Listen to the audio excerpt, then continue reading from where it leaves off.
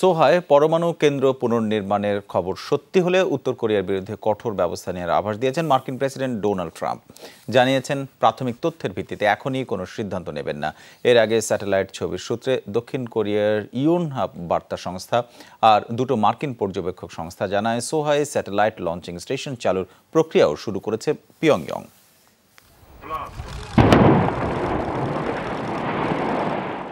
বিশ্ব সম্প্রদায়ের শান্তির বার্তায় সাড়া দিয়ে গেল বছর মে মাসে পুঙ্গিয়েরি পরমাণু অস্ত্র পরীক্ষা কেন্দ্র ধ্বংস করে উত্তর কোরিয়া।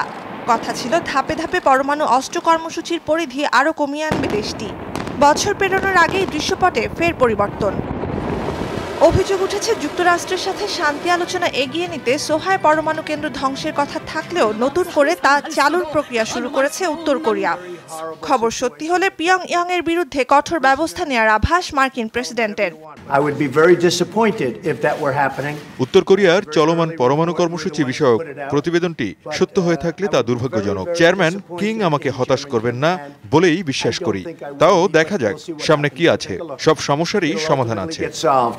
গেল জুনে ডোনাল্ড ট্রাম্পের সাথে প্রথম বৈঠকে সোহাই স্যাটেলাইট লঞ্চিং স্টেশন বন্ধের আশ্বাস দিয়েছিলেন উত্তর কোরিয়ার সর্বোচ্চ নেতা কিম জং উন। স্যাটেলাইট ছবির সূত্র ধরে বলা হচ্ছে 16 ফেব্রুয়ারি থেকে 2 মার্চের মধ্যে কোনো এক সময় পুনর্নির্মাণ করা হয় পরমাণু অস্ত্র পরীক্ষার এই কেন্দ্রটি।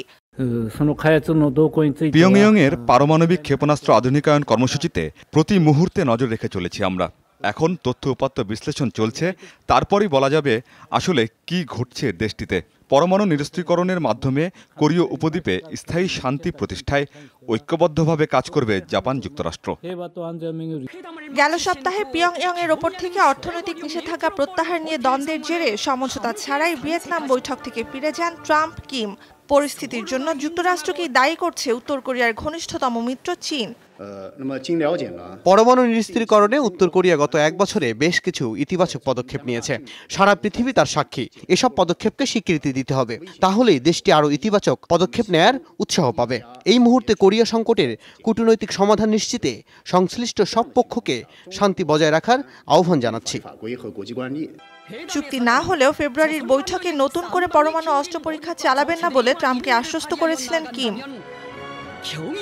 নুসরাত কামাল, যমুনা নিউজ।